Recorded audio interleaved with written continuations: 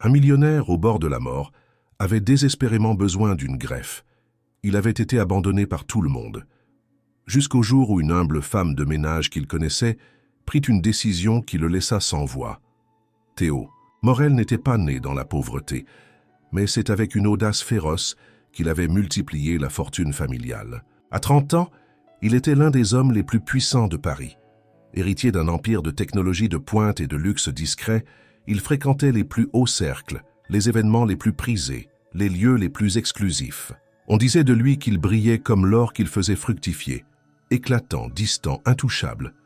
Il vivait dans un penthouse suspendu au-dessus de la Seine, entre les gratte-ciel et les souvenirs d'un Paris qui ne lui appartenait plus vraiment. Voitures de collection, soirées privées, conquêtes éphémères et une armée de collaborateurs prêts à tout pour lui plaire. Mais derrière le sourire figé, la mâchoire serrée et les costumes sur mesure se cachait un corps épuisé, ravagé par des années de démesure. Ce soir-là, lors d'un gala au musée des arts décoratifs, sous les chandeliers de cristal et les regards enivrés par le champagne, Théo sentit le monde vaciller. Il tituba en plein discours, une main sur le ventre, l'autre tendue dans le vide, comme si quelqu'un, quelque part, allait le rattraper. Mais personne ne bougea. Il s'effondra sur le marbre glacé, les murmures se changeant en cris, les flashs en appels désespérés. Le diagnostic fut brutal. Insuffisance hépatique en phase terminale. Un foie en miettes, une vie suspendue à un fil aussi ténu qu'un souffle. Le médecin, un homme aux yeux graves, lui annonça la vérité sans détour, sans greffe immédiate. Il ne verrait pas l'hiver. Le silence dans la chambre privée du 6e étage fut plus assourdissant que les klaxons du boulevard. Théo, pour la première fois depuis longtemps, ne dit rien. Il y eut des appels, des messages urgents. Son assistant personnel, dépassé, tenta de joindre sa mère, exilée volontaire sur une île grecque, sans réponse. Les anciens amis, les associés, les relations politiques, tous se dérobèrent.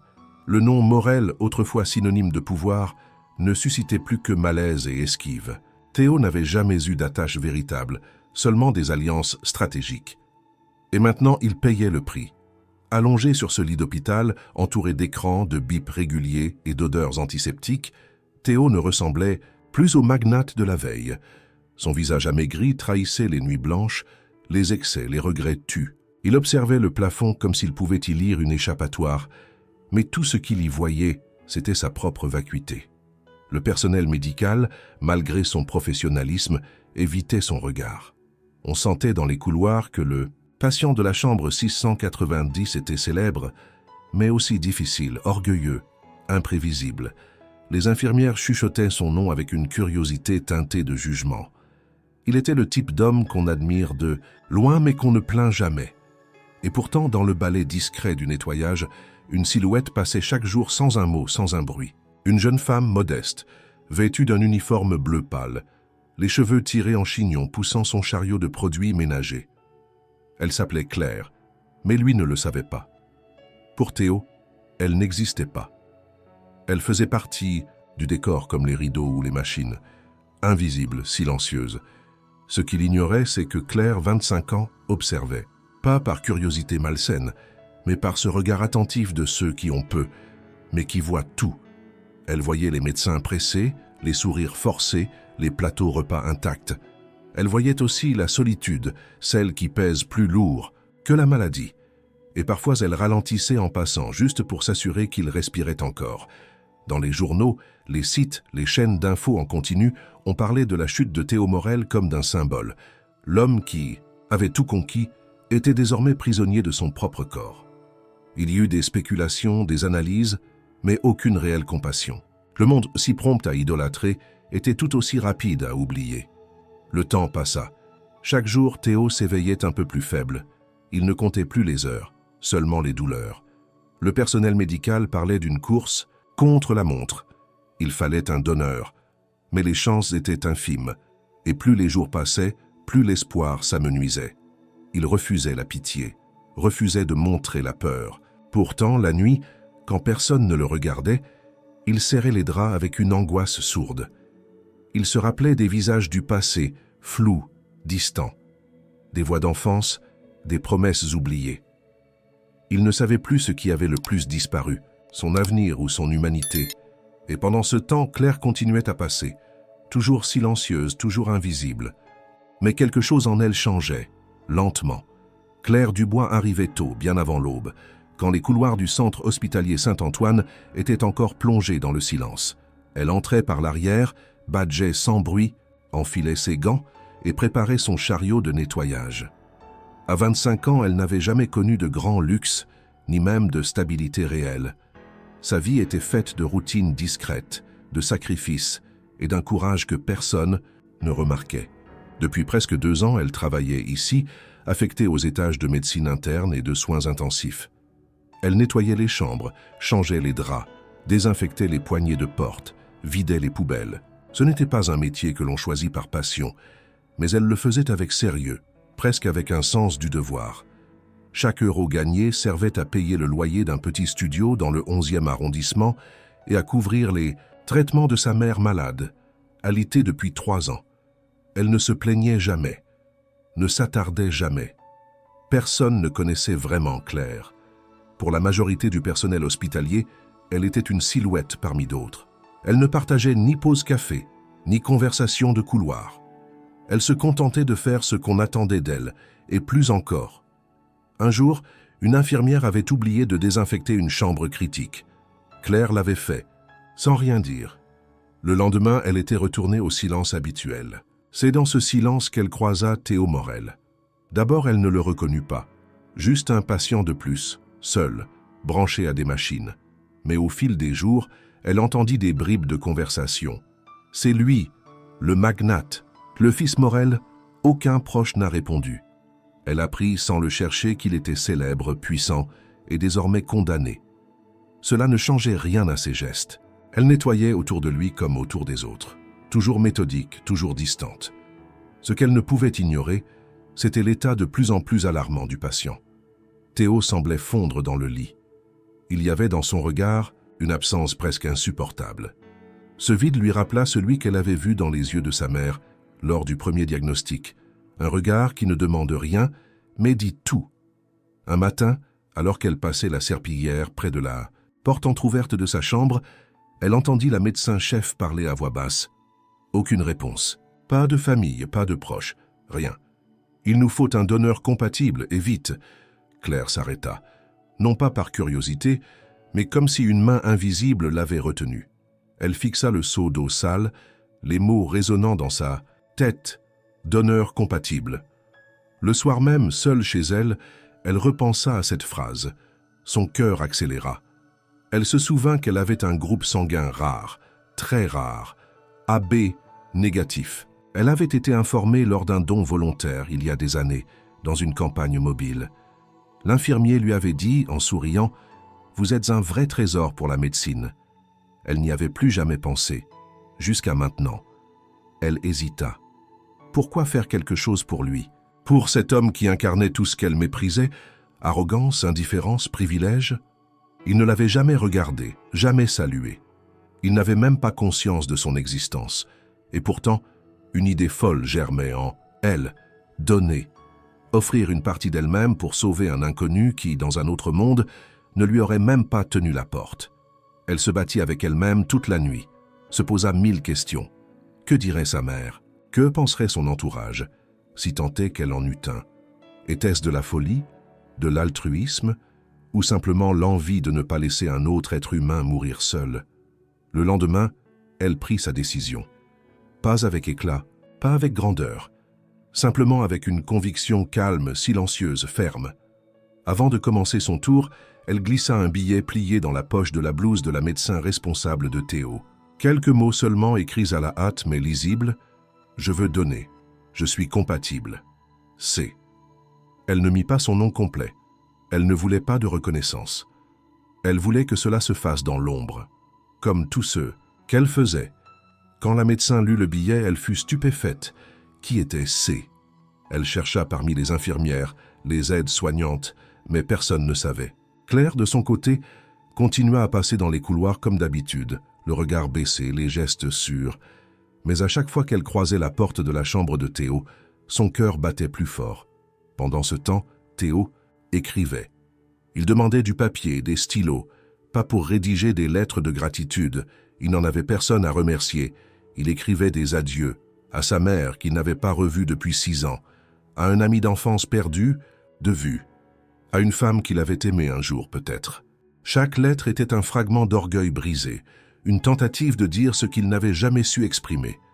Il ignorait qu'une présence discrète, chaque jour, faisait le ménage autour de lui en silence, et portait peut-être en elle son salut. Les jours s'étiraient dans une lenteur douloureuse. Le corps de Théo devenait l'ombre de lui-même. Branché à des perfusions, surveillé nuit et jour, il survivait dans un entre-deux permanent, entre la vie qui s'éteint et la mort qui ne vient pas. Mais alors que son foie déclinait, autre chose s'éveillait. Des souvenirs qu'il croyait oubliés, enfouis sous des années d'ambition et de suffisance. C'étaient d'abord des images fugaces, floues, comme des éclats de rêve. Une balançoire grinçante dans un jardin trop vaste. Le visage d'une femme aux cheveux noirs, penché sur lui, un rire doux qu'il n'entendait plus depuis des décennies. Son père, assis à un bureau, lui expliquant que rien ne se donne, tout se prend. Puis le vide, le froid. À travers la brume de sa mémoire, Théo revivait des instants simples. Il se revoyait enfant, dans la campagne bourguignonne, courant, pieds nus sur l'herbe, avant que les affaires ne les arrachent à cette vie modeste. Il se souvenait des matins où sa mère préparait du chocolat chaud, où son père n'était pas encore un homme de chiffres, mais un homme de promesses. Il se souvenait surtout de lui-même, un garçon curieux, ému par les histoires, touché par les larmes des autres. Quand cette humanité avait-elle disparu? Entre 2 injections de morphine, il essayait de rattraper ces fragments. Non pas pour les revivre, mais pour comprendre ce qu'il avait perdu. Le pouvoir l'avait modelé, Durci. La solitude s'était installée lentement, insidieusement, à mesure que son cœur s'éloignait de ce qu'il était. Il n'avait pas vu venir le moment où il était devenu l'homme que même sa propre famille fuyait. Dans un autre couloir, à quelques mètres de là, Claire écoutait une autre vérité. Ce matin-là, elle avait été appelée discrètement par la médecin responsable, dans un bureau exigu au fond de l'aile administrative. Elle avait reconnu son écriture. On lui avait demandé de confirmer ce qu'elle avait écrit. Elle avait hoché la tête. Oui, elle était compatible. Oui, elle souhaitait donner. Non, elle ne voulait pas que Théo sache. Le silence qui suivit fut long. La médecin, une femme d'une 40aine d'années, au regard fatigué mais droit, lui demanda si elle comprenait les risques. Claire répondit qu'elle les acceptait. Elle avait lu, s'était informée. Une partie du foie pouvait repousser. Elle pourrait reprendre le travail après quelques semaines. Sa décision était mûre, réfléchie. Mais son regard trahissait la peur. Pas la peur de souffrir, non. La peur d'être refusée. Dans les heures qui suivirent, une série d'examens furent lancés dans la plus grande discrétion. Analyse sanguine, échographie, test de compatibilité immunologique. Claire suivait tout sans un mot, cachant son identité derrière, un simple code patient pour préserver l'anonymat. L'équipe médicale, d'abord sceptique, commençait à entrevoir l'impensable. Cette jeune femme, invisible au quotidien, pourrait devenir l'unique espoir de Théo Morel. Pendant ce temps, dans sa chambre stérile, Théo rédigeait une nouvelle lettre. Celle-ci n'avait pas de destinataire précis. Il écrivait « à celui ou celle qui me verra peut-être partir ». Il y confessait ses fautes, ses regrets. Il y avait dans l'encre noire une sincérité rare, une lucidité née de la douleur. Il ne savait pas encore que la personne qui allait, peut-être lui donner une seconde chance, était déjà entrée et sortie de sa chambre des dizaines de fois. Le soir venu, Claire rentra chez elle à pied.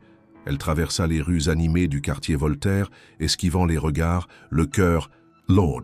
Chez elle, sa mère dormait profondément, bercée par les sédatifs. Claire l'embrassa sur le front, puis s'assit à la table de la cuisine, là où s'entassèrent les factures.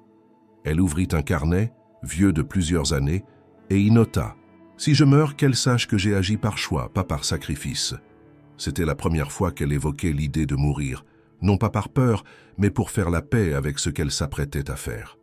Au même instant, dans la chambre 690, Théo revoyait une scène qui le hanta toute la nuit.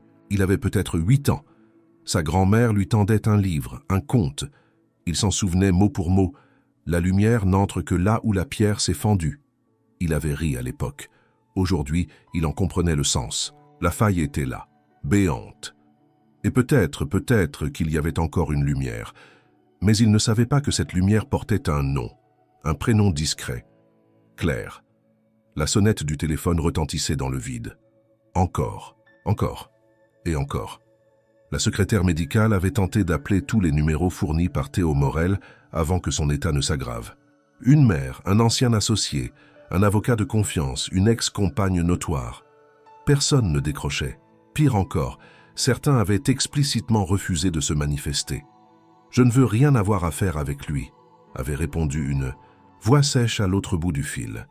Ce fut le point de bascule. L'équipe médicale comprit que l'homme qu'il soignait, malgré son nom retentissant, n'avait personne. Théo était seul, radicalement, tragiquement seul. Lorsque la nouvelle lui fut annoncée, ce fut sans détour. La médecin entra dans la chambre, regard franc, ton neutre. « Monsieur Morel, nous avons tenté de contacter vos proches. Malheureusement, personne n'a répondu favorablement. Il ne semble y avoir personne pour vous accompagner dans cette épreuve. » Théo resta figé. Pas un mot, pas une expression, mais quelque chose dans ses yeux se brisa, imperceptiblement. L'homme de fer qu'il avait toujours été venait de se fendre. Il détourna le regard, serra les mâchoires, puis, lentement, sans prévenir, une larme roula le long de sa joue. Une seule. Claire, qui passait discrètement avec son chariot dans le couloir, s'arrêta net. Par la porte entr'ouverte, elle le vit. L'homme intouchable, le magnate arrogant, le visage tourné vers la fenêtre, les yeux rougis, le souffle court. Elle ne bougea pas. Mais son cœur, lui, fit un bond. Elle ne ressentit pas de pitié.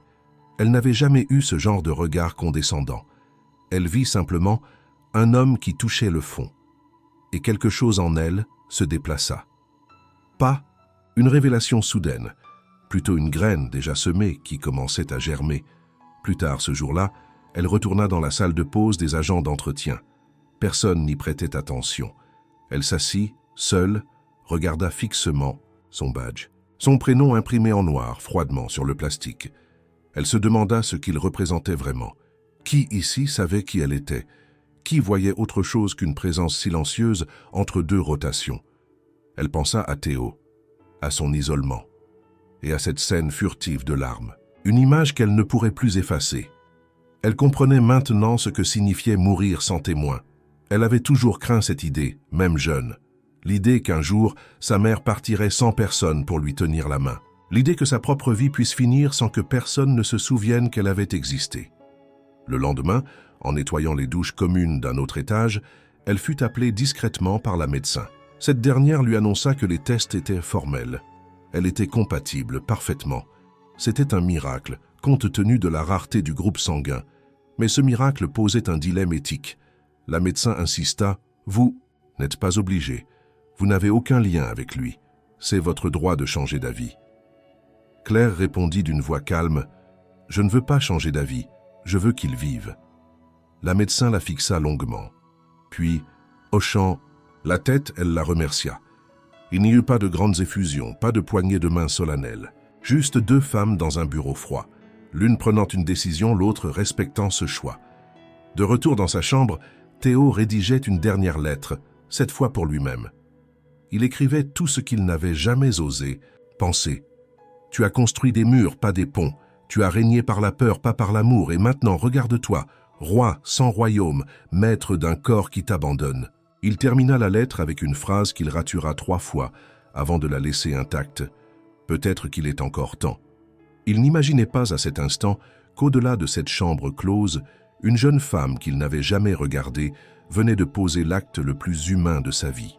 Elle que personne ne voyait. Elle qui chaque jour essuyait les traces des autres. Elle qui, en silence, était en train de lui tendre une main qu'il n'aurait jamais espérée. La solitude de Théo ne disparut pas ce soir-là. Mais pour la première fois, elle fut habitée par une attente. Une infime, minuscule, fragile attente. Il faisait encore nuit quand Claire arriva à l'hôpital ce matin-là. La pluie tombait doucement sur les vitres et le ciel de Paris était d'un gris presque argenté. Elle se sentait étrange, comme suspendue dans une autre réalité, entre l'ombre de son quotidien et le poids de la décision qu'elle avait prise. Elle savait que ce jour-là ne serait pas comme les autres. Elle ne voulait pas de confrontation, pas de regard, pas de mots.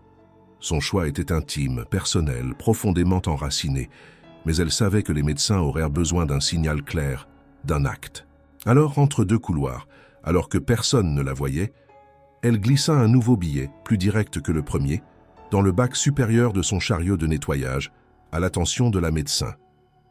Un morceau de papier plié, glissé, sous une boîte de gants. « Je confirme, je suis prête, pas de contact. Ce fut tout. » Puis elle reprit son travail comme d'habitude. Elle vida les corbeilles, désinfecta les poignées de porte, changea les draps dans les chambres vides. Quand elle passa devant celle de Théo, elle ralentit à peine. Il dormait, ou feignait de dormir. Elle observa un instant son visage, fatigué, creusé par la douleur et les traitements. Il semblait ailleurs, perdu dans un monde intérieur qu'elle ne pouvait deviner. Dans le bureau médical, la médecin lut le mot et se figea. Elle reconnut l'écriture. Appela discrètement 2 membres de l'équipe. Des discussions furent lancées à voix basse, avec une gravité nouvelle. Les démarches administratives commencèrent. Une procédure fut enclenchée dans le silence absolu. Le dossier fut classé hautement confidentiel. Seuls 4 membres du personnel connaissaient l'identité de la donneuse. Claire avait obtenu ce qu'elle voulait, rester invisible. Théo, quant à lui, ne se doutait de rien. Il savait seulement que les médecins semblaient moins désespérés. Il les entendait murmurer, parler de tests, de compatibilité, de délais, raisonnables avant intervention. Une étincelle s'alluma en lui, mais elle fut rapidement noyée par une vague d'incrédulité.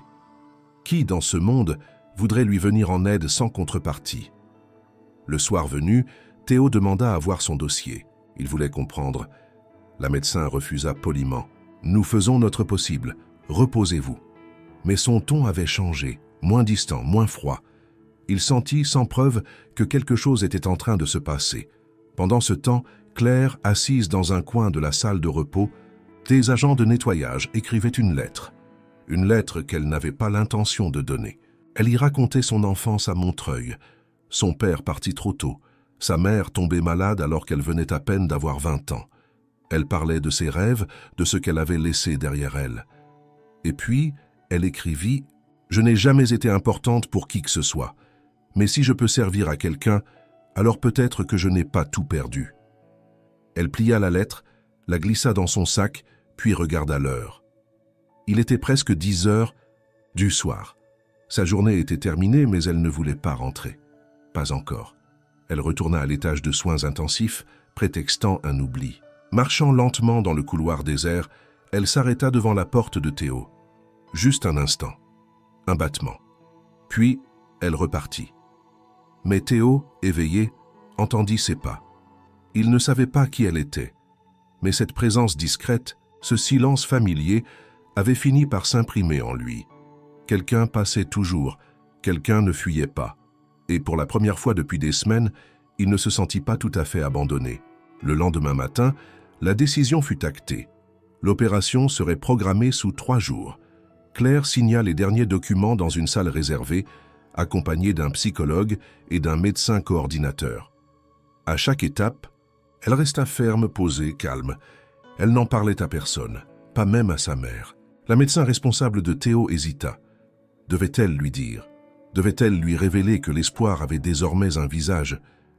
Finalement, elle choisit de ne pas briser l'anonymat, par respect pour la volonté de Claire.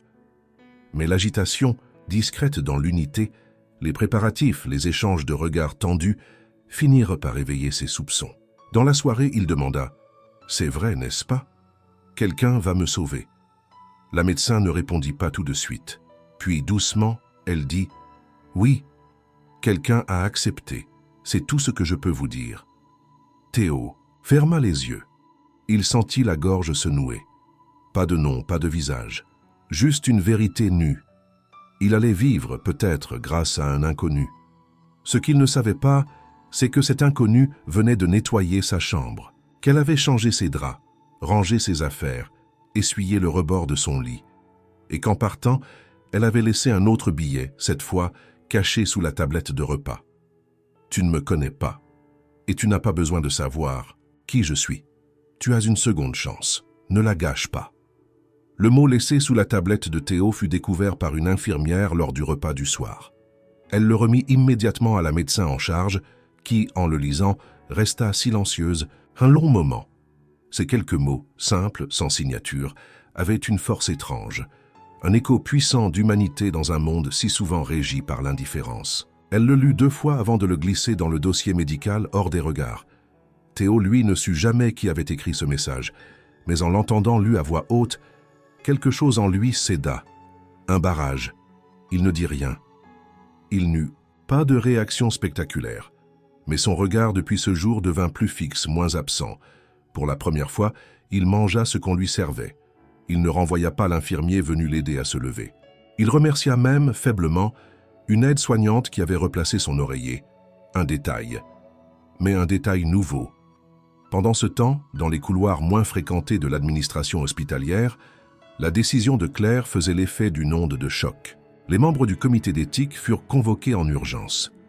Les lois permettèrent le don vivant d'un morceau de foie, à condition qu'il y ait un lien affectif ou moral clair entre donneur et receveur. Or, Claire n'était ni parente, ni amie, ni même officiellement connue du patient. Une femme du comité osa dire tout haut ce que plusieurs pensèrent tout bas. Et si elle fait cela par désespoir ou par besoin de reconnaissance? D'autres, plus cyniques, s'interrogèrent sur sa santé mentale. Mais aucun test ne révélait d'instabilité. Claire était saine, lucide, informée. C'est justement cette certitude tranquille qui troublait tant. Elle ne demandait rien. La médecin défendit fermement sa position. Elle connaît les risques, elle a été évaluée, et surtout elle insiste. Elle veut rester anonyme, c'est un geste rare, peut-être même unique. Après plusieurs heures de discussion, le comité vota. À une courte majorité, l'autorisation fut donnée. L'opération pouvait avoir lieu. Lorsque Claire fut informée, elle ne sourit pas. Elle acquiesça simplement, remercia d'un mot, puis demanda à retourner travailler. Ce soir-là, elle nettoya la chambre de Théo une dernière fois avant l'intervention. Il dormait.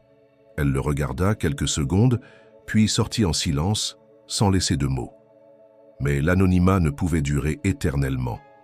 Le lendemain, Théo surprit un fragment de conversation entre 2 internes, qui parlaient trop fort près de sa chambre.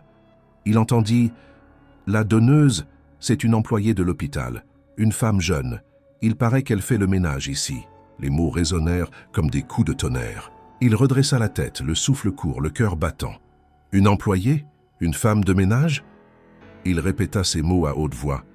Personne ne répondit, mais il comprit. Et dans cet instant, le mur qu'il avait si longtemps dressé, entre lui et le reste du monde, s'effondra brutalement. Comment un être qu'il n'avait jamais vu, jamais reconnu, pouvait-il faire cela pour lui? Le choc fut tel qu'il exigea une réponse. Il interpella une infirmière, puis un médecin. « Je veux la voir, je veux lui parler, maintenant. » Mais la consigne était claire. Le nom de la donneuse ne serait pas révélé. C'était la condition qu'elle avait imposée. Un refus poli mais ferme.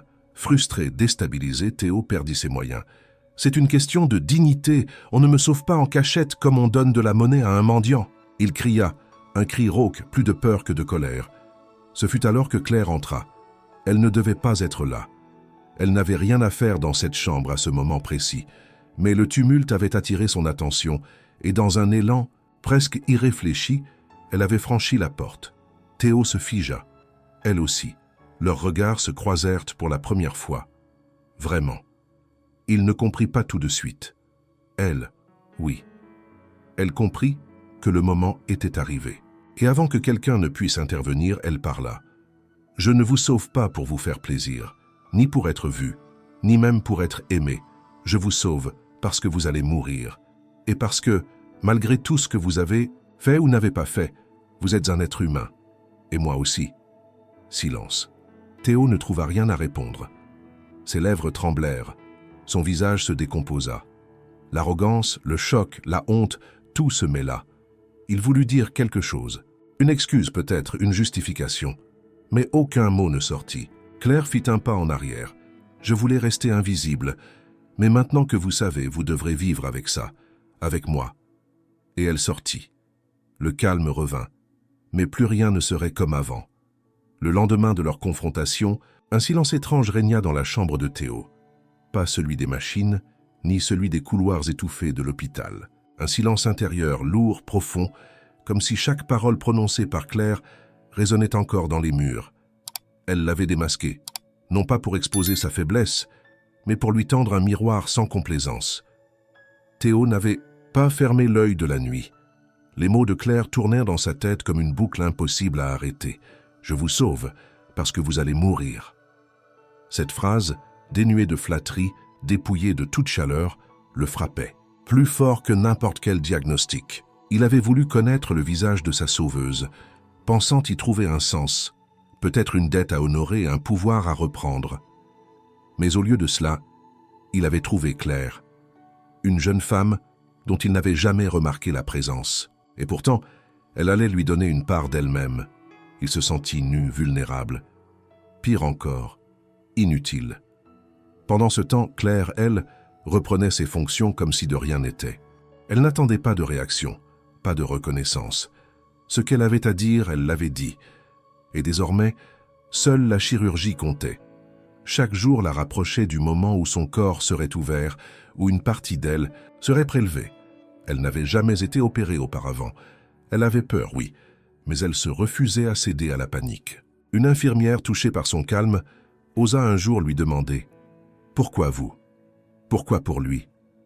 Claire répondit simplement « Parce que personne d'autre ne l'a fait. » Ce fut tout. Théo, lui, essayait de comprendre. Il relut toutes les lettres qu'il avait écrites dans les jours précédents. Certaines étaient pleines de reproches, d'autres de regrets. Mais aucune n'avait cette franchise brutale que Claire avait eue en quelques mots. Il avait été élevé dans une culture de la puissance, du mérite, du donnant-donnant. Or, ce qu'elle faisait défiait toutes ces règles. Elle ne demandait rien, pas même d'être écoutée. Et pourtant, il ressentait une rage sourde, non pas contre elle, mais contre lui-même, contre l'homme qu'il avait laissé devenir. L'orgueil qu'il avait construit était désormais son fardeau. Il se sentait humilié, pas parce qu'on lui faisait l'aumône, mais parce qu'il n'était pas capable d'accepter un geste sans le rabaisser ou le soumettre à une logique de domination. Alors il tenta de reprendre le contrôle à sa façon. Il demanda à son avocat de préparer un document, une reconnaissance officielle de dette morale. Il voulait créer une rente, un fonds, un contrat. Je veux qu'elle soit protégée, qu'elle ne manque jamais de rien. C'est le minimum. Mais lorsqu'on transmit à Claire l'intention de Théo, elle refusa catégoriquement. Pas de contrat, pas de faveur, rien. Elle écrivit sur un papier « Je n'ai rien à vendre, ni mon foie, ni ma conscience ». Théo accusa le coup. C'était une leçon douloureuse, une claque silencieuse. Lui qui avait toujours pensé que tout s'achetait, que tout se payait, devait désormais faire face à une vérité désarmante. Il n'y avait pas de monnaie pour l'acte qu'on lui offrait. Et cela le rendait fou. Dans les heures qui suivirent, il sombra dans un mutisme total. Ne répondit plus aux questions des médecins. Refusa de parler. Il ne pouvait supporter cette vulnérabilité. Il préférait se taire que de se briser encore. Mais Claire, de son côté, ne le jugeait pas. Elle comprenait à sa manière cette lutte intérieure. Elle aussi avait connu le poids du silence, la honte de devoir accepter une aide, la peur d'être vue comme une assistée. Elle savait que ce que Théo vivait n'était pas de l'ingratitude, mais une forme d'effondrement intime. Et elle n'avait aucune envie de l'accélérer. Alors elle fit quelque chose d'inattendu. Elle écrivit un nouveau mot. Elle le plia soigneusement et le fit passer discrètement à travers une infirmière. Le billet disait « Je ne vous demande pas de me remercier. Je vous demande juste de vivre assez longtemps pour comprendre ce que cela veut dire. » Quand Théo lut ces mots, quelque chose changea. Une fissure, légère, dans l'armure. Il relut la phrase plusieurs fois. Pas de menace, pas de pression. Juste une condition, vivre, comprendre. Et il comprit. Pour la première fois, il comprit que ce n'était pas son argent, ni son nom, ni ses actes passés qui lui permettraient de mériter cette vie. C'était ce qu'il allait faire à partir de maintenant. Il se redressa légèrement dans son lit, regarda par la fenêtre. Le ciel s'ouvrait sur un matin pâle. Il ne dit rien. Mais en silence, il fit une promesse. Il allait vivre. Et il allait comprendre. Dès l'aube, l'hôpital Saint-Antoine vibrait d'un calme particulier, presque sacré. Les couloirs étaient nettoyés avec plus de soin que d'habitude. Le tudo personnel parlait à voix basse, comme si, sans se le dire, tous comprenaient que ce jour n'était pas comme les autres. C'était le jour où deux vies allaient être suspendues, ouvertes, cousues, reliées. Une transaction invisible entre deux êtres qui, jusqu'à récemment, ne se regardaient même pas. Claire arriva discrètement, comme toujours. Elle portait un jogging simple, les cheveux attachés, sans maquillage. Elle serrait dans sa main droite un médaillon en argent, usé, le seul bijou que sa mère lui avait donné. Il représentait une petite étoile, gravée à l'arrière avec les mots « Tu es lumière ». Elle l'avait toujours gardé avec elle sans trop savoir pourquoi. Ce matin-là, elle le tenait comme un talisman. Dans une salle attenante au bloc opératoire, elle fut accueillie par une infirmière qu'elle connaissait depuis des mois sans jamais avoir échangé un mot en « dehors des bonjours ». Cette fois, l'infirmière la regarda dans les yeux. « Vous êtes prête ?» Claire acquiesça. Elle n'avait pas besoin de parler. Son regard était clair, calme, déterminé. Une médecin anesthésiste entra à son tour, lui expliqua une dernière fois le déroulé de l'opération. Claire écouta avec attention, hocha la tête à chaque étape. Puis elle enleva ses boucles d'oreilles, ses vêtements, enfila la blouse verte et attendit. Dans une autre aile, Théo subissait le même rituel, mais avec une tension différente. Il n'avait pas dormi. Son cœur battait fort, non de peur physique, mais de vertige existentiel. Jamais il n'avait été aussi vulnérable, aussi exposé. Il n'avait pas revu Claire depuis leur échange décisif. Elle avait disparu dans les étages, redevenue ombre. Mais son absence était plus présente que tout. Il la ressentait partout. Avant d'être conduit au bloc, il demanda un stylo. Sur une feuille arrachée à un bloc-notes, il écrivit quelques lignes. Ce n'était pas une lettre ni un testament. C'était un aveu, une promesse, un soupir. Puis il plia la feuille, la tendit à l'infirmière avec un murmure. « Donnez-lui, après ». Les deux blocs opératoires étaient prêts. Deux équipes chirurgicales distinctes, coordonnées dans une chorégraphie précise, allaient travailler en parallèle. Tout était minuté. Claire serait opérée en premier. On prélèverait une partie de son foie, environ 55%, puis immédiatement on le transplanterait dans le corps de Théo. Le foie, organe exceptionnel, pouvait se régénérer, mais la manœuvre restait risquée, invasive, longue. Claire fut allongée sur la table. L'anesthésiste lui parla doucement, lui demanda de compter à l'envers à partir de 10. Elle obéit. 10, 9, 8, et sombra dans le sommeil sans douleur, portée par l'idée qu'elle n'agissait pas pour changer le monde, mais pour ne pas en rester spectatrice. Quand les premières incisions furent pratiquées, l'équipe médicale travailla dans un silence de cathédrale. Le prélèvement se déroula sans incident. 1h45 plus tard, le segment hépatique fut extrait, préparé, puis transporté sous scellé dans le bloc adjacent, où Théo, déjà sous anesthésie générale, attendait son tour. Son corps était prêt à recevoir ce morceau de vie venu d'une femme qu'il avait ignoré si longtemps. La transplantation, elle, dura plus de 6 heures. L'état de Théo nécessitait une attention extrême. Son organisme, affaibli par les mois de déchéance, était un terrain instable. Mais les chirurgiens étaient parmi les meilleurs de France. Lentement, minutieusement, ils reconnectèrent veines, artères, canaux biliaires. À chaque suture, à chaque battement de cœur monitoré, une seconde chance se dessinait. Lorsque tout fut terminé, les deux patients furent transférés en salle de réveil, chacun dans un espace séparé, sous haute surveillance. Claire émergea la première. Lente, douloureuse, sa remontée vers la conscience fut marquée par une nausée légère et une fatigue écrasante. Mais elle ouvrit les yeux. Elle vit le plafond blanc, sentit la douleur sourde dans son flanc droit, puis le poids du médaillon dans sa main fermée. Elle était en vie. Théo mit plus de temps. Mais quand enfin il émergea quelques heures plus tard, il sentit d'abord une chaleur étrange dans son abdomen. Une tension nouvelle, un tiraillement, mais aussi une légèreté inconnue. Il ouvrit les yeux. Les lumières étaient tamisées. Il n'y avait personne dans la pièce. Juste un silence doux. Et sur sa table de chevet, un petit papier plié. Il le prit, le déplia avec lenteur. L'écriture était fine, penchée. Claire avait laissé une dernière trace avant de se retirer. Dans son propre rétablissement, « Vous avez une seconde chance, ne la gaspillez pas ». Les jours qui suivirent à l'opération furent marqués par une étrange quiétude. Le tumulte, les doutes, les confrontations s'étaient éteints, laissant place à un silence neuf, celui de la convalescence. Claire fut la première à sortir de la salle de réveil. Affaiblie, certes, mais debout.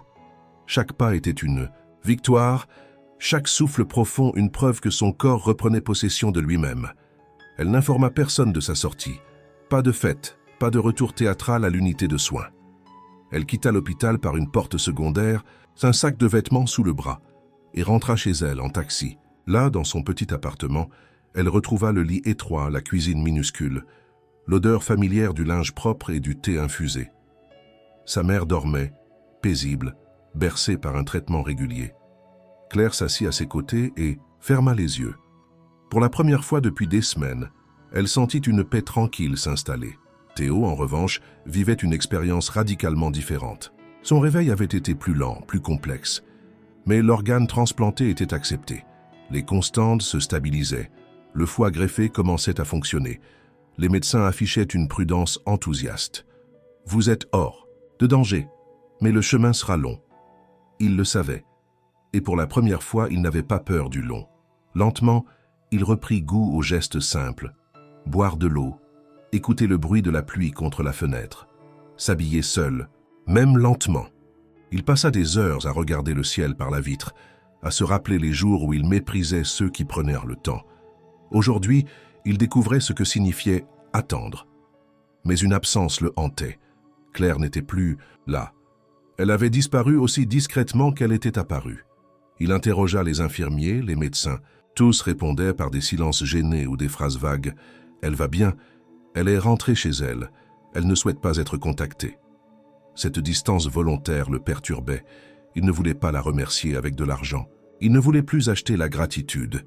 Il voulait comprendre, voir, dire quelque chose, n'importe quoi. Il ne savait pas encore quoi. Un matin, il demanda à consulter le registre des employés de l'hôpital. L'administration refusa. Confidentialité. Droit à l'anonymat. Il comprit que forcer la porte ne servirait à rien. Alors, pour la première fois de sa vie, il changea de méthode. Il attendit. Et il observa. Il écouta les conversations dans les couloirs. Il posa des questions indirectes. Une infirmière évoqua un prénom. Claire. Une autre parla d'une jeune femme effacée mais courageuse. Il recolla les morceaux, lentement. Et une idée germa en lui. S'il ne pouvait la retrouver ici, il la chercherait ailleurs.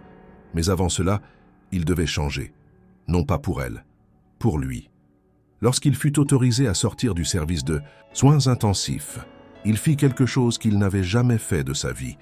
Il demanda à visiter les autres ailes de l'hôpital. Pas en tant que patient, mais en tant qu'homme. Il marcha dans les couloirs des services de pédiatrie, des soins palliatifs, des urgences. Il parla avec les patients, les soignants, les familles. Il écouta, il regarda, il apprit. Et chaque fois qu'il voyait une femme en blouse bleue, un chariot de nettoyage, un badge oublié sur une poche, il espérait. En vain. Claire n'était plus là. Alors il sortit de l'hôpital. Le jour de sa sortie, il refusa les voitures privées, les journalistes à l'entrée, les employés de son entreprise venus l'attendre. Il enfila un manteau sobre, marcha seul dans la rue, le cœur battant. Il était en vie. Il avait reçu une part de quelqu'un, et ce don le suivait dans chaque pas. De retour chez lui, il ne reconnut plus son appartement. Le luxe lui sembla vide, absurde. Il parcourut les pièces en silence, regarda les tableaux, les meubles, les objets d'art. Rien ne vibrait. Il ouvrit un placard, sortit un vieux carton qu'il n'avait pas touché depuis des années. À l'intérieur, des cahiers d'enfance, des photos, une lettre de sa mère qu'il n'avait jamais lue. Il s'assit au sol et pleura. Plus tard, il appela son conseiller financier. Il donna l'ordre de suspendre tous les investissements superflus. Puis il demanda un rapport complet sur les projets sociaux que son père avait autrefois initiés et qu'il avait lui-même mis de côté. Des écoles, des cliniques, des associations pour sans-abri. Il lut chaque ligne avec attention et il décida. Il les relancerait. Tous, en silence, sans logo, sans publicité. Et dans chaque décision, il pensait à elle, à Claire, à Sarah, force tranquille, à cette main qu'elle avait tendue sans attendre de retour, mais elle restait introuvable. Les jours passèrent, et Théo ne retourna pas à son ancienne vie. Il ne remit pas les pieds dans les salles de réunion, ne s'afficha pas dans les dîners mondains, ne répondit à aucune des invitations qui s'entassaient dans sa boîte mail. Ce monde-là ne l'attirait plus. Il avait le souffle court, les cicatrices encore sensibles, mais il marchait. Et surtout, il regardait. Vraiment. Un matin, il décida de faire quelque chose qu'il n'avait jamais fait, marcher sans destination dans des quartiers qu'il n'aurait jadis jamais foulés. Il prit le métro.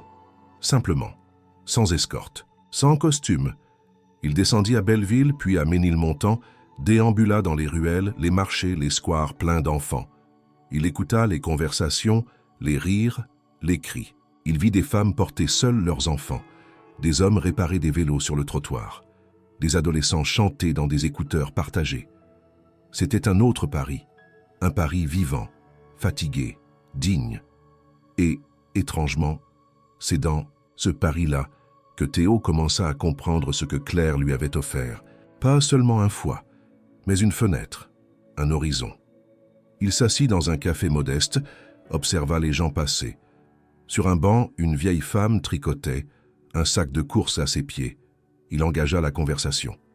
Ils parlèrent de tout et de rien, puis il demanda, sans brusquer, « Vous connaissez quelqu'un qui s'appelle Claire Dubois ?» La femme haussa les épaules. « Des Claire, il y en a plein. Des Dubois aussi. » Mais il n'abandonna pas. Il fit le même geste dans d'autres lieux. Une boulangerie, une pharmacie, un centre social. Chaque fois, il posait la même question, la voix posée, le regard honnête. Souvent, on le dévisageait. Il avait encore l'allure d'un homme aisé, malgré ses vêtements simples. Mais il n'inspirait plus ni crainte ni admiration, juste curiosité. Un après-midi, alors qu'il s'arrêtait devant une petite pharmacie de quartier, il aperçut une jeune femme qui ressemblait vaguement à Claire. Il entra le cœur battant. Ce n'était pas elle. Mais quelque chose l'incita à rester. Il acheta un paquet de pansements dont il n'avait pas besoin, puis demanda à la caissière si elle connaissait une Claire Dubois. La caissière, une étudiante à peine sortie de l'adolescence, le fixa un moment. Il vit ses yeux changer. « Pourquoi vous la cherchez ?» demanda-t-elle. Il sentit l'espoir remonter comme un vertige. « Je lui dois la vie. » Elle le dévisagea encore. Hésita. Puis sortit un petit carnet de livraison, y écrivit quelque chose, le plia et le lui tendit. « Je ne vous ai rien donné. Vous ne me connaissez pas, et je ne sais pas si elle voudra vous voir. » Il hocha la tête. « Je comprends. » Il sortit.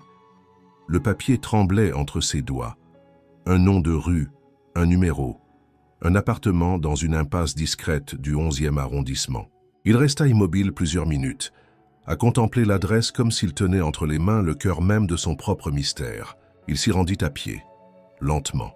Chaque pas pesait. Il avait imaginé cet instant des dizaines de fois, sans jamais trouver les mots. Que dirait-il? « Merci » semblait absurde. « Je suis désolé. » Encore plus. Arrivé devant la porte de l'immeuble, il resta un moment sans bouger, puis il monta. 3e étage. Porte grise. Une sonnette ancienne. Il tendit la main, hésita, respira et appuya. Pas de réponse immédiate. Puis, des pas lents. Un verrou. Et la porte s'ouvrit. Claire était là, sans blouse, sans badge, sans chariot. Juste elle, en pull simple, les cheveux détachés. Elle le reconnut tout de suite, mais ne sembla pas surprise, comme si elle savait qu'il viendrait un jour. Elle ne parla pas. Théo, lui, sentit toutes les phrases qu'il avait préparées s'effondrer. « Je ne savais pas comment vous trouver, » dit-il enfin. Sa voix était rauque, fragile. Elle hocha la tête. « Et maintenant que vous m'avez trouvé ?» Il baissa les yeux. « Je ne veux rien demander, je ne veux rien imposer.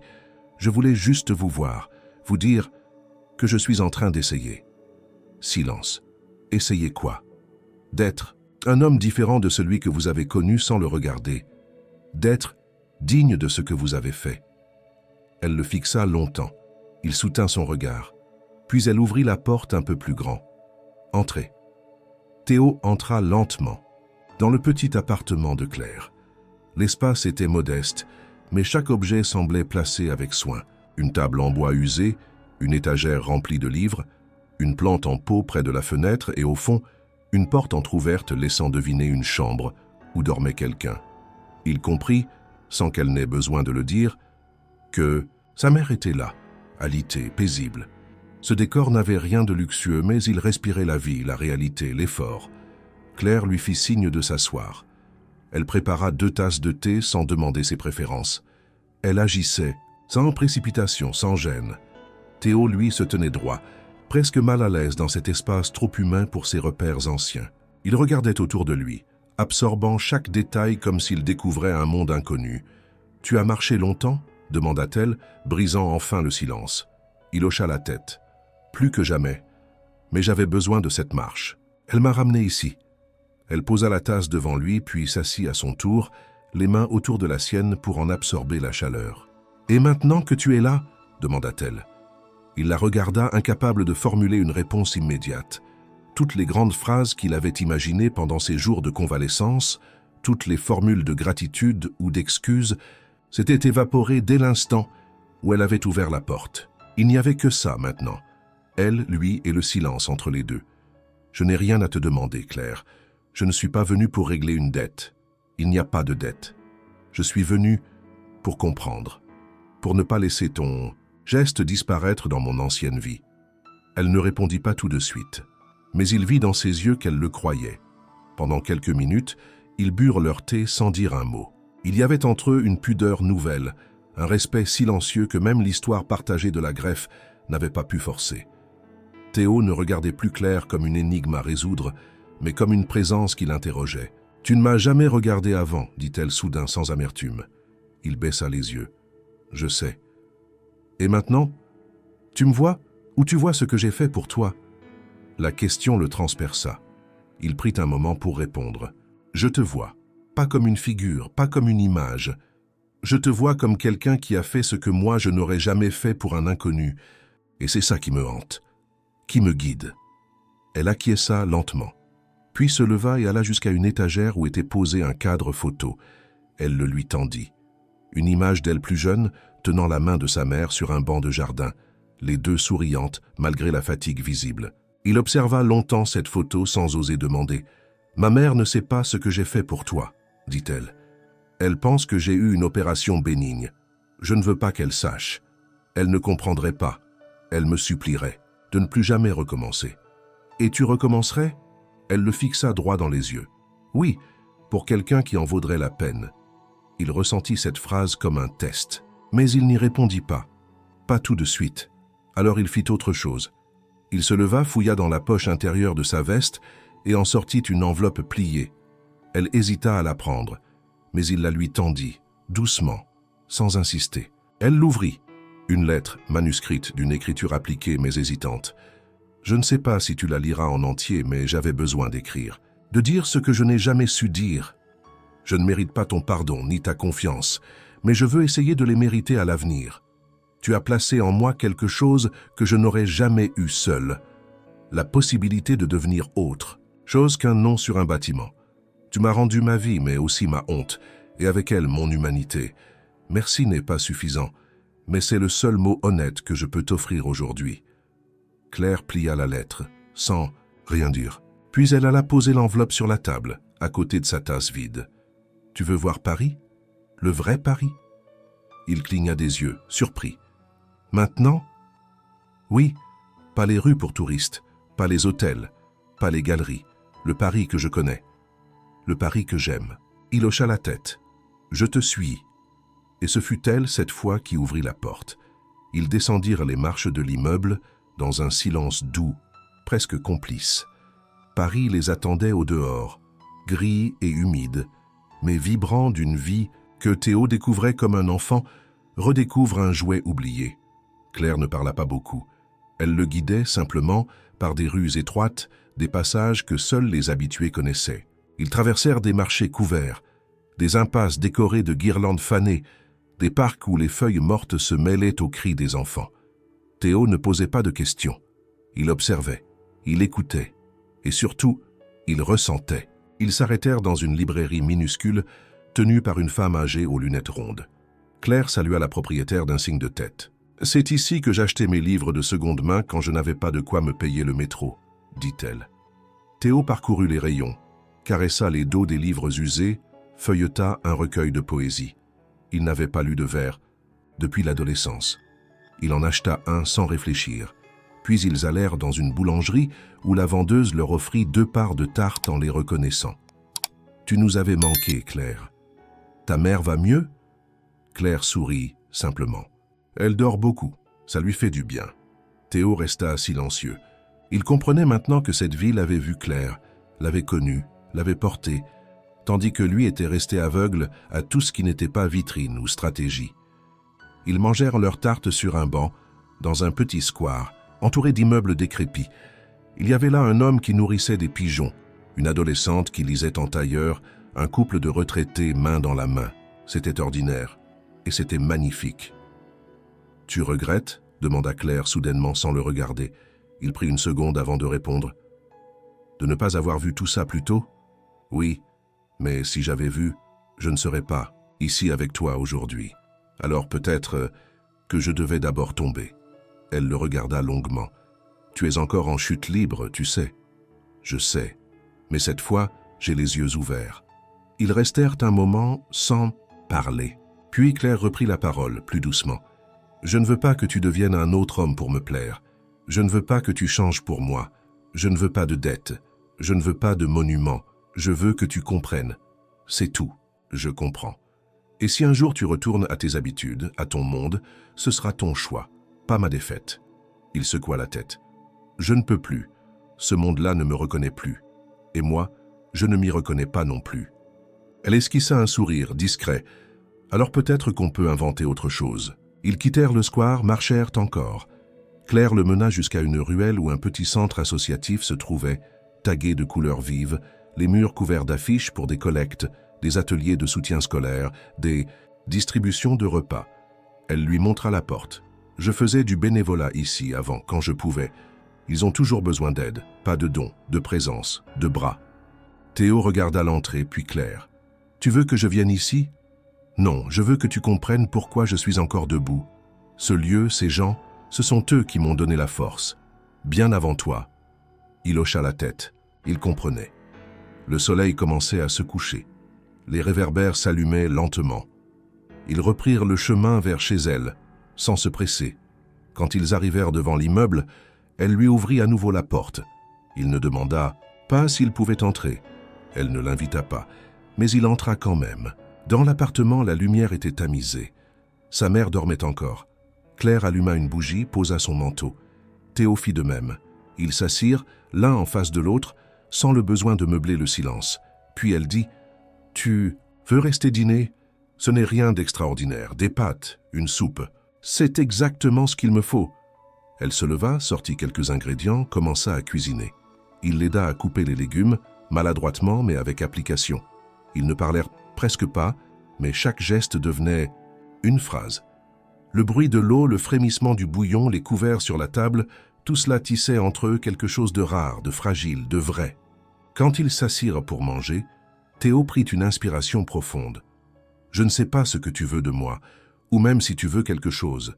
Mais moi, je veux rester là, un peu plus longtemps. » Claire le regarda et répondit simplement « Alors reste. » Les semaines qui suivirent furent d'une douceur inattendue. Rien ne se fit brusquement. Il n'y eut ni grande déclaration, ni révolution soudaine. Théo continua à passer du temps chez Claire, d'abord pour dîner, puis pour lire sur son canapé, parfois simplement pour rester silencieux à ses côtés. Il ne s'installa jamais vraiment, mais il ne repartit plus comme avant. Sa santé s'améliorait progressivement.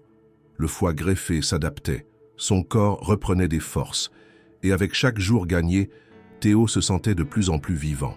Non pas comme avant, non pas comme l'homme qu'il avait été dans ses tours d'argent, mais comme un être nouveau, façonné dans la chute, reconstruit dans le silence, inspiré par la présence discrète de Claire. Il recommença à écrire, pas des lettres de regret, mais des idées, des projets, des pistes. Un soir, il parla à Claire de ce qu'il voulait faire, pas pour elle, pas pour racheter quoi que ce soit, mais parce qu'il sentait que c'était enfin juste. « Je veux créer une fondation, pas à mon nom, pas pour qu'on me remercie. Une fondation qui aide les donneurs vivants, comme toi, et ceux qui, comme moi, ne méritaient rien mais ont reçu tout. » Elle écouta, attentive. Pas une vitrine, une vraie structure, avec un budget, des actions concrètes, pas d'opérations de communication, des aides, de la formation, de la reconnaissance silencieuse. Claire hocha la tête. « Et tu veux que je sois quoi? L'image? La preuve que ça marche? » « Non, dit-il avec calme. Je veux que tu la diriges. » Elle haussa un sourcil. « Moi? Oui, parce que tu sais ce que c'est de donner sans attendre, parce que tu connais les deux côtés, et parce que je te fais confiance. » Elle se leva, marcha vers la fenêtre, regarda dehors. Les lampadaires éclairaient la rue de leur lumière jaune, tranquille. « Je l'accepte, dit-elle, mais à une condition. » Il attendit. « Je reste moi. Pas de costume, pas de discours, pas de micro. Je dirige à ma manière, discrètement, avec ceux qui savent ce que ça coûte. » Il sourit. « C'est exactement ce que je voulais. » Ainsi naquit la Fondation Éclat, un nom choisi par Claire en mémoire de tous ceux qui n'avaient jamais été vus, mais qui, un jour, avaient brillé brièvement dans la vie d'un autre. Elle installa le premier bureau dans un local ancien rénové par des bénévoles. Théo y venait parfois pour porter des cartons, boire un café, écouter. Mais il ne prenait plus la parole comme avant. Il apprenait. La Fondation grandit lentement, d'abord à Paris puis dans d'autres villes. Des campagnes de sensibilisation discrètes furent menées. Des aides financières furent distribuées à des familles de donneurs. Des plateformes d'information furent mises en ligne. Claire tenait tout à distance, mais avec une rigueur admirable. Sa mère, elle, continua à vivre dans l'appartement du 11e, soignée avec attention, aimée avec douceur. Théo venait souvent, pas comme un invité, pas comme un héros, mais comme quelqu'un qui avait trouvé un foyer dans l'inattendu. Un jour, ils partirent ensemble en train pour la Bourgogne, sur un coup de tête. Claire voulait voir les champs. Théo retrouvait les traces de son enfance. Ils marchèrent dans la campagne, s'arrêtèrent dans une ferme où un vieux monsieur leur offrit du fromage. Claire rit, Théo aussi. C'était simple. Et c'était tout. La presse découvrit un jour la Fondation. Les journalistes voulurent en faire une histoire, un récit de rédemption, une icône. Claire refusa les interviews. Théo aussi. Ils n'avaient rien à vendre. Dans le silence qu'ils avaient bâti, ils continuèrent à vivre, pas comme un couple de magazines, pas comme des légendes urbaines, mais comme deux êtres qui s'étaient reconnus dans la chute et qui, en se relevant, avaient choisi de marcher ensemble. Non pas parce qu'ils avaient besoin l'un de l'autre, mais parce qu'ils en avaient envie. Et c'était cela, le vrai miracle.